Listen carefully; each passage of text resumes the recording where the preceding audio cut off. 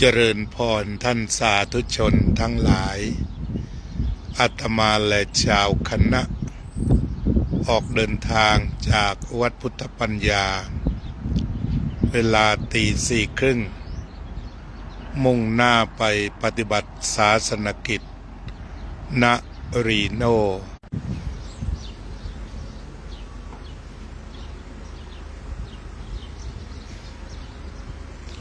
ตอนนี้ก็มาถึง Division Creek ใกล้ๆกับเมืองบิชอปเน็ตไม่ค่อยเสถียรมากนักแต่จะรายงานให้ทางบ้านทราบว่าตอนนี้อาตมา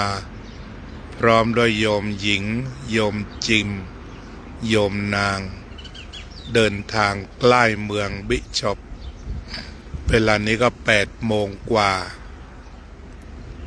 การเดินทางปลอดภัยราบรื่นรวดเร็วอันนี้ก็คือห้องน้ำที่ Rest Area ของเมืองนี้สะอาดสะอ้านร่มรื่นบรรยากาศบริเวณ Rest Area ก็ได้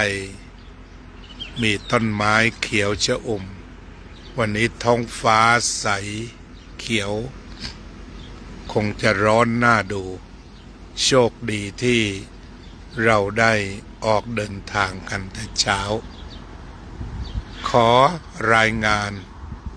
ให้ญาติโยมทางวัดพุทธปัญญาทราบไว้แค่นี้ก่อน